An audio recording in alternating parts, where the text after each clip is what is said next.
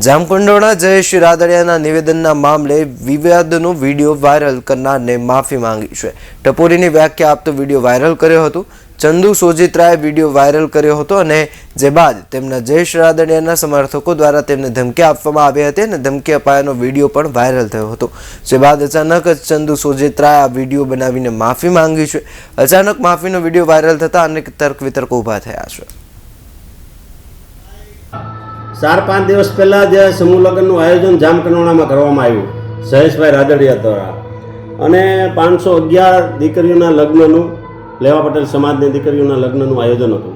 એ આયોજનમાં જે સ્ટેજ ઉપરથી જયેશભાઈએ ભાષણ કર્યું કે લેવા પટેલ સમાજમાં 2-3% ટપોરી લોકો છે મારો વિરોધ કરે છે।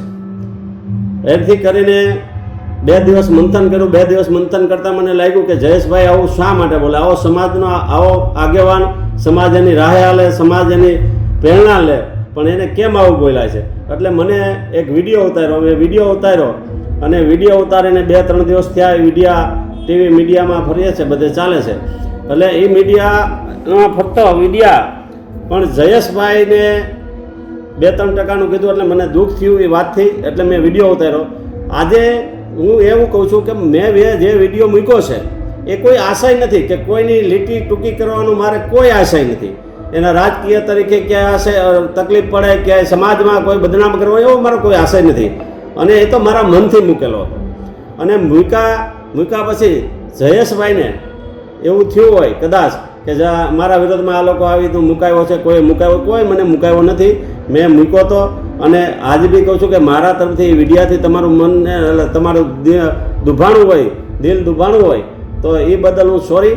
તમે જેમ વિઠ્ઠલભાઈએ જેમ કામ કર્યું છે, સમાજના કામ કર્યા છે, સમાજ બનાવ્યા છે તમામ જિલ્લાએ તાલુકાએ, એ જ રીતના સમાજના સમૂહ લગ્ન સારા કરો છો, સારા કાર્ય કરો છો, એમાં કોઈ બેમત નથી। મેં મારા વિડીયામાં અગાઉ વિડીયામાં મેં કીધું છે જયેશભાઈએ સારા જ કામ કર્યા છે, વિઠ્ઠલભાઈ આજ સુધી સારા જ કામ કર્યા છે।